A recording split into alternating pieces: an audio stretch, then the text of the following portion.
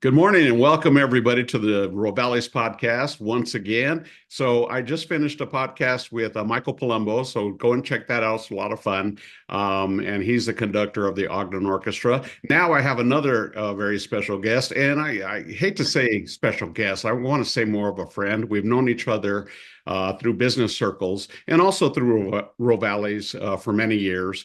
But he has a lot of insight, and I just had to interview him because I like the way he has his outlook on the world. So I'd like to introduce to you Chris Dallin.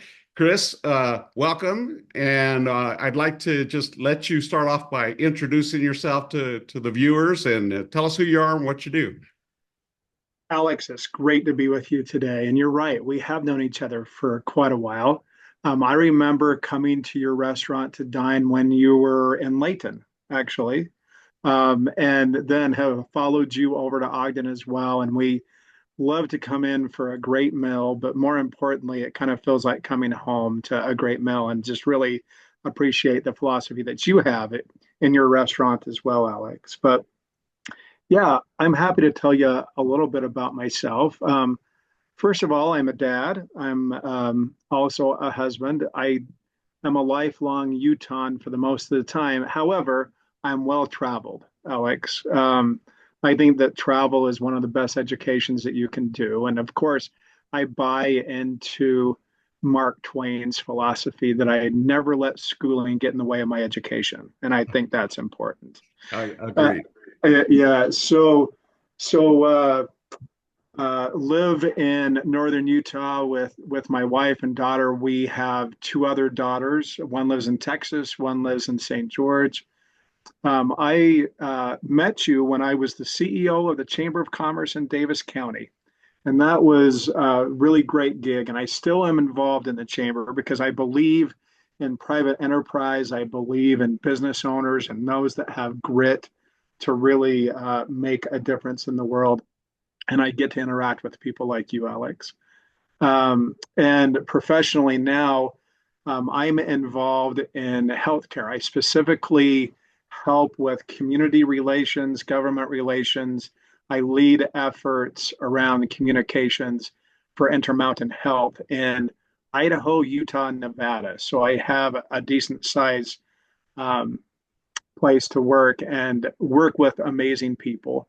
The thing that keeps me at healthcare is I can see the dramatic difference that we can make in someone's life. And our mission is to help people live the healthiest lives possible. That inspires me, Alex. And I see that every day. Well, So, yeah, that's a really cool thing because you have to have a heart for people, right? And based on what I've known you as far as your career goes of being in the chamber, um, that you've always had this community vibe about you, caring what happens locally, and and participating in that. So you actually roll up your sleeves, get up and go, and that's pretty cool. And it's evident in like I said, over the years that I've known you, you've made your presence known, not for your presence in and of itself, but for the community. And that's kind of I look at that as kind of a legacy as well. We have legacies for our families. We have legacies for our jobs and the imprint that we leave behind or leave as we go along and move forward. So can I ask you a little bit of a question of of course, yeah. what was your biggest challenges as far as when you were the CEO of the chamber? What were some of your biggest challenges personally, not as the chamber entity itself, but your challenges? What would you view that as? Challenges with the chamber. Let's think. I was hired when there were five different chambers of commerce in Davis County. We were divided. There was a clear Mason-Dixon line right down the middle of Davis County around Farmington. Um, when I was hired, they said, "Look, we really like you to bring together Layton and Clearfield," and that was the charge. About a week after I was hired. I came in and the board said, we didn't know this, but we don't have any money. We're not so sure that we can pay you. Wow. That was a big challenge, Alex, but I had really bought into the idea. Um, uh, and I kind of did some bootstrapping for a little while because I believed in the mission there. And that was a big challenge because I knew it was all on my shoulders. And that's what I love about business owners. And that's what I love about the American spirit as well, Alex, is because, um, you know, everyone can make a difference. I think that oftentimes people often lean on government to solve their problems. And that doesn't have to be the way that it is. As a matter of fact, it's better when a group of community members get together and try to solve something on their own, right? Yeah, So, so for me, it was being a disciple of community involvement and selling that to people, and I loved it, Alex. I still love it, and I think it's amazing to do that. So yeah, up front, didn't have any dollars, needed to make a decision. Do I jump in with this or go to something safe? Frankly, Alex, I'm so glad that I took maybe the non-logical part of that because it taught me a lot about me. And um, there's that quote by John F. Kennedy, something like, when written in Chinese, the kanji crisis has two words that make up the Chinese word, something like danger and opportunity. And I think that presents us the opportunity every day when we run into something that might be tough. And when we lean into it, we're going to certainly learn and do some other things. The safe route is advisable in some cases, but not everyone. And I'm so glad that I leaned in to that crisis part because it made me who I am today, Alex. well, I would ask you this then. You know, you've heard of the term entrepreneurial spirit, right? Right, right. Having that. But even when you have that drive, that spirit, um, it can be in anything. You don't have to be an entrepreneur to have that kind of spirit, that kind of drive, that kind of tenacity on whatever it is that you do. And whether it's a job, whether it's something like what I like to do is hike. You have that drive to do whatever it is and attain goals. And when people talk about goals, it's always, I don't want to say, I guess in the business realm, it's okay. We're hitting this deadline or we're hitting this number, those kinds of things. But I think a lot of people miss those personal goals of their own, even on a daily basis sometimes we look too far down the road to hit that goal down there. And we don't anticipate all of the roadblocks and the detours and so forth as we try to attain that goal. But that when you bring it, for me personally anyway, when you bring it a little bit closer to home, and you're attaining these small ones without having to use the word goal, because the goal always seems like far away when you even use that term, right? So, but it's like if every day is a second chance and every day is a new day, and I think when you have that kind of spirit in you, that's how you kind of look at life. Would you agree or disagree with that? No, I completely agree with that. If I was going to give any advice to someone maybe just starting out, and they have this grand goal to be whatever it is they're going to be, um, my recommendation is do the best job that you possibly can in the position that you have today. Because if you do that, that will provide opportunities that you never saw coming. And I think that oftentimes we're so worried about that end goal. Every book talks about it, all the gurus talk about it. But if you focus on being the best person that you can be today, that lays a foundation to accomplish that goal better than just focusing on the goal from day one, if that makes sense, Alex. Oh, 100%. And a lot of people think because I think a little bit differently than I used to when as I get older. But it's like things get easier if you're more disciplined. But I don't necessarily agree with that. I think the way that I see it is they don't get easier because the trials still come, but it is but you have a more solid foundation that everything isn't the end of the world, everything isn't, a catastrophe, those kinds of things. Doesn't mean it's easier, but it means that because you're on a more sound foundation, for me personally, um, it's like, okay, here's a problem. Now I got to look at my tools of how I get around this, because that's what you're building up, as far as keeping consistent is the tools that you can use to figure out a problem, whether it's great or small. I completely agree with that. And I think that leaning into that, taking on tough opportunities, um, reading about things, getting involved, volunteering about things that you don't know, really makes you a better person. For example, I didn't know much about education, so I went and volunteered for a charter school and ended up being the first chair of a charter school. And now I know a little bit more about education. And it's made me a better person because I thought that I knew, and Alex, I didn't. So, I think that's another thing that I'd recommend is don't make assumptions, get in and understand. And then I think that you can solve things because what I found in my journey is I had a certain paradigm and how I thought about education. I got in and I saw the passion and I saw the amazing people and I saw the heart that teachers bring to their work every day. And I have a newfound respect for what they do. And I'm just so glad that I took that opportunity, Alex. Well, and I say I don't want to say on a lesser level, but on a different level.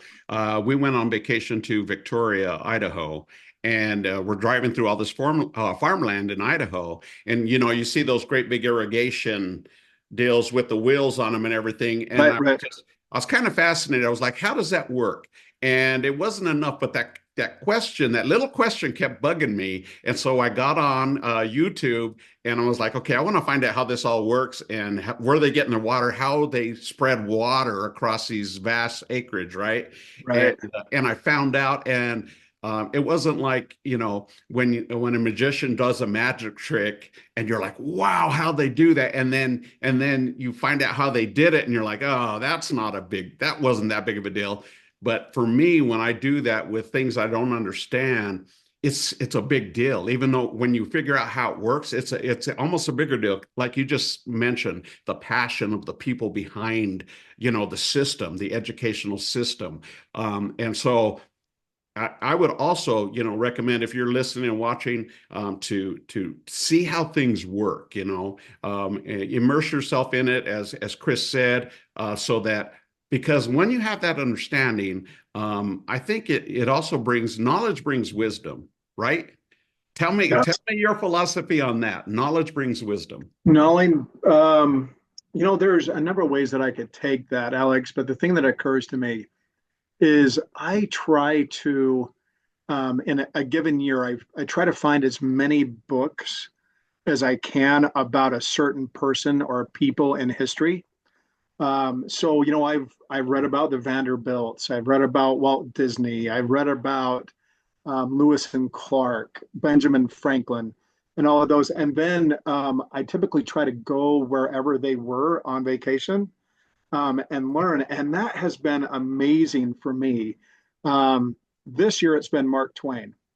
And Mark Twain was an interesting cat, as you know. He struggled actually. He ended up in Nevada. I've read a book. He worked for a newspaper. His job was to reply to letters that were written to the newspaper. And I've got all of those responses, and they're funny. One lady wrote in from the East Coast, said, "Dear Mr. Twain," or "Dear newspaper," however it was, "how is it living in Nevada?"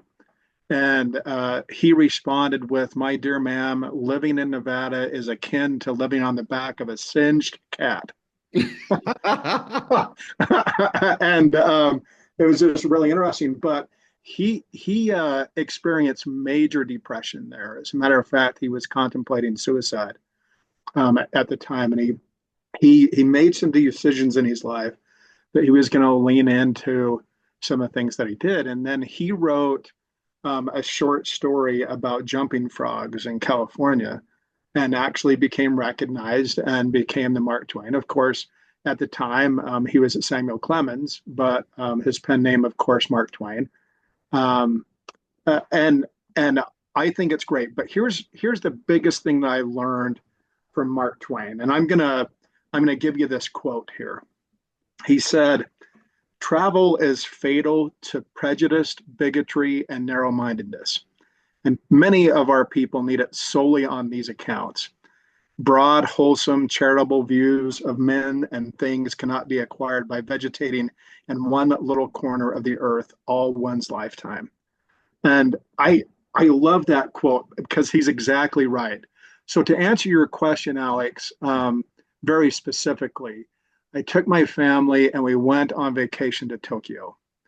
I'd never been to a city that big, let alone to a foreign city that big, and it's arguably by population the largest city in the world. Is that right? I didn't know that. Yeah. So Alex, it was the cleanest city I've ever been in. The people were crazy respectful. It was the cleanest city, and they had no trash cans there, because it's cultural to carry a backpack with a plastic bag in it, and then if you develop some trash, you put it in the plastic bag and you carry it home and you dispose of it at home. Imagine that personal responsibility, right? There's also no paper towels in the restrooms there. People pack a hand towel and wipe off with their own hand towel. The contrast to some of the cities in America, I'll just say that they're not as clean as Tokyo was, right? And so my point is we have something to learn from everybody, Hmm. Alex. Everyone that we meet has something that we don't know. The problem is we don't ever take the time that we need to learn whatever that is because we think we know. So my recommendation in developing that wisdom and knowledge is get out and experience the world.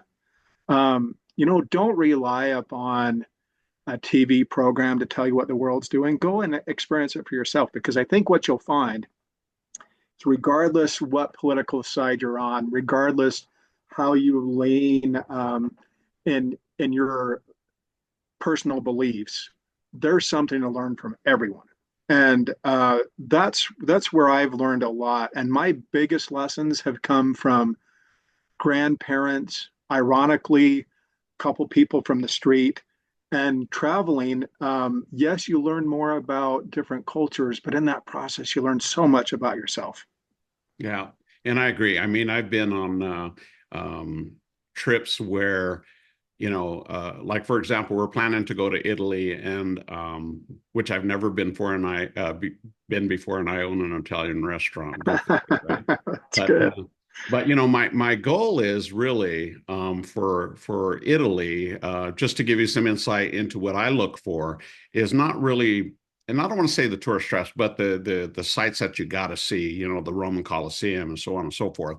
But my dream, and when I can afford it and go for a long period of time, like a month or two, is just to live on a hillside village, just to get to know the people and talk and walk to the store to get your meal for the day, walk back and talk with the people along the way. Now I think, much like you, when I was little, my father worked for the railroad, and so we had free passes that we could ride the Amtrak, right?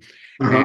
I think that's where I started to develop the people skills, as far as not being shy of talking to people. We'd be on a 3 day trip on the train to Chicago to visit my relatives. And as a little kid, I'd go and I'd just talk to everybody, and get to know who they are. And my father once told me when I was really young, probably 7 or 8, and I'll tell you this, because it started off very negative, but it's something that I'll carry with me and I pass on to my kids and my grandkids. And that is, one time we were walking along by 25th Street, the park, just above Grant, and there was a homeless guy. I guess he was drunk and passed out and everything, and I started laughing at him, and kind of mocking him and making fun of him. And my dad pulled me down and he got on one knee and he looked in my eyes and he wasn't angry, but he was very serious. And he says,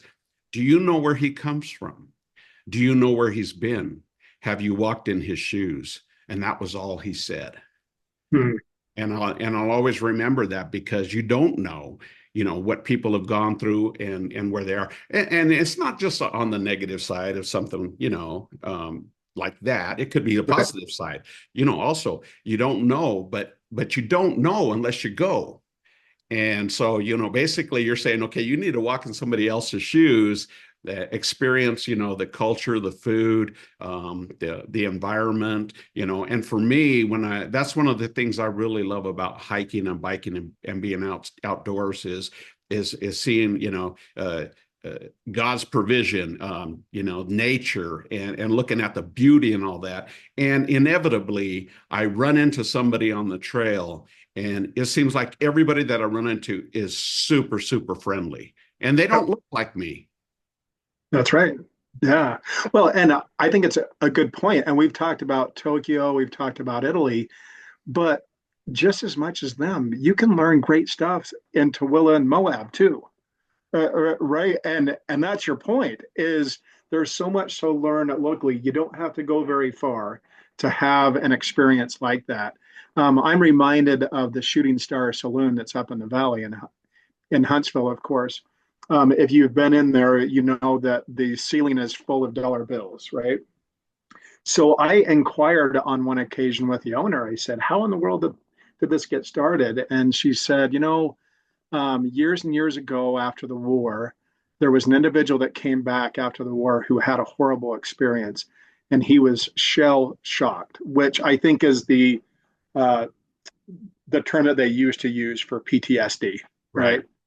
And they said that his only reprieve was having a drink, and so a couple people came into the bar and they said, "Look, when this guy comes in, we want to pay for his drink," and they pinned $4 or $5 on the ceiling there so that he could have one and find that reprieve. Now, I'm not encouraging you to encourage people to drink, but what I am saying is that understanding what other people's needs are and then helping them the best way that you can. And as you say, suspending judgment, Alex, I think is a great way to look at life. And so there's some good lessons to learn for sure. So that brings up another question. Um, with all of the travel and the different people and the different cultures that you've experienced personally, um, how valuable is that to you in terms of how would you explain the value uh, to somebody who um, I guess I guess if you were to put it in terms of somebody that maybe can't travel, somebody that can't go to other places. And like you just mentioned, something that's close to you, there's people to know and there's things to do and experience. But I guess if you were to culminate all of these experiences, what would you say? How would you describe it as far as your innermost being and how it affects you? Hmm. That's a really good question, Alex. I tend to think in specifics to illustrate a general, so I'm going to do that here. So I served an LDS mission in Pennsylvania. I went to central Pennsylvania. I taught the Amish people. And Alex, that was an amazing opportunity for me because if you want to talk about a different culture and a different way of life, go live with the Amish for a little while. And there wasn't a lot of trust there, but I was raised on a small farm and I wasn't afraid of hard work. So I jumped in and I started helping. I helped with the horses, I helped with the hay. They invited me to help with the barn raising, for example. And what I found there, Alex, is the community that they have developed and the trust and love that they developed with each other um, was extraordinary. They chose to do that. Now, there are some that would say, boy, they're weird. Boy, they have these strict rules. Um, and they had these other things. But the beauty that I saw between the families there was amazing. And so for me, as I mentioned before, travel is a way for me to find out more about myself because you get that contrast of why don't I have that in my life? Or why is it that our streets in America have to be so dirty when Tokyo's are not? What can we do to change that culture? So Alex, for me, I think it's this insistent journey to understand how things work and why things are the way that they are. Because when you do, then you can change them, and you can change them for good. So for me, that's just part of my soul. Is I really want to. One of these days, I'm going to be gone, Alex, and and everyone, unfortunately, will have that experience.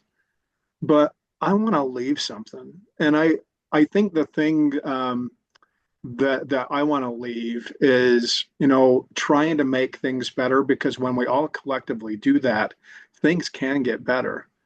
And for me to answer your question directly, it's part of my soul, and it's part of how I think about things. I think maybe to sum it up, Alex, there's some things that have happened in my career, things that have happened on travel, things that have happened at home and through my parents. There's a couple of things that I'll share with you that are etched on my soul to answer your question directly. Number one, assume good intent. When you're on the freeway and someone cuts you off, boy, that can ruin your day, Alex. But if you think to yourself, this guy might be running up to the hospital to say goodbye to his mother for the last time. How does that change your day? It changes it dramatically. And that's how I want to live life. I haven't completely arrived yet, but that influences how I think. I had a grandfather. He lived to be 102, a healthy 102. He was driving and working up until 101 and very healthy until he passed. He had one piece of advice. He said, Chris, you manage your money or it will manage you. That was some of the best advice that I've ever been given is managing my money. My wife will tell you that I'm extremely frugal, and I am. But my grandfather had such a big impact on my life. I'm glad that he did, because I feel like I can manage my money and it's not managing me. And I see so many people where that's opposite, where they can't do what they want to do because they're in over their head. Maybe for their own decisions, maybe not, doesn't matter. But still, that particular quote is etched on my soul. The third one that I would add, and these are the top three, I would say, Alex, is my grandmother on my father's side. She said, food is cheaper than medicine. That is great advice. Live healthy, man. Do whatever you can to make good decisions to live healthy. Again, I'm on a journey. I'm doing my best. There's a lot of ways that I can improve, but those things I think about all of the time, Alex, and they kind of drive me along the way. But that assuming good intent is number one for a reason. And it lets you live in a world of brightness and hope because when you assume good intent of people, all of a sudden people are wonderful and worthy of respect and have something to teach you versus someone that should be feared or loathed or hated because they might have a different belief than you. Those three things have dramatically changed my life, Alex. Yeah, and that's really powerful. I really like that, when we talked about legacy, and I preach that to my family all the time of how important legacy is. And the definition obviously can change from, person to person on what it means to them. But it's like a boat going through a lake, right? The slower it is, the lower the ripples, faster it is, you got wakes. And what do you leave, what do you leave behind in your wake, in your in your legacy? Because the legacy that you leave behind is basically an imprint of everywhere that you've been. So we take it from, you took it from the other perspective of when you travel, um, the things that people have to teach you, but you haven't mentioned once what you leave when you travel of what they've experienced from you. And so I think, for me, I do think about that stuff. Not that, somebody's going to remember me, but it's like you said, um, do right, and do good and by people. And I think so the legacy is twofold almost rather than just a single, because obviously what you leave behind is generational as well, to your wife and your children, likewise your grandchildren and so forth. And that's all very important. But when we talk about the here and now, as you mentioned at the very beginning of this conversation, of the here and now, what are you leaving behind? What and should we think about that? What are your thoughts on that? Well, there's a couple things, and I've thought long and hard about that, Alex. And before we jumped on this podcast, we were talking about how I like to write, and every Saturday morning I'll post something on the social media. I don't post it there because I'm writing for social media. I actually write it for my posterity. That's my audience. There's a couple websites that focus on genealogy and family tree stuff. And I post it there. So I'm told that that will exist forever and ever. So 10 generations from now, I was assuming that I still have a posterity somewhere, they can go in and read what I was writing about now. And so if you look back at history, those people that are remembered and those people who impact our culture, they're the artists, they're the writers, they're they're the architects, they're people that have left something. You look at ancient Egypt, all that's left is some art and some architecture, right? We don't know much more than that. Um, and the writers, for example, I think that there were probably much better outlaws than Billy the Kid. As a matter of fact, I know there was.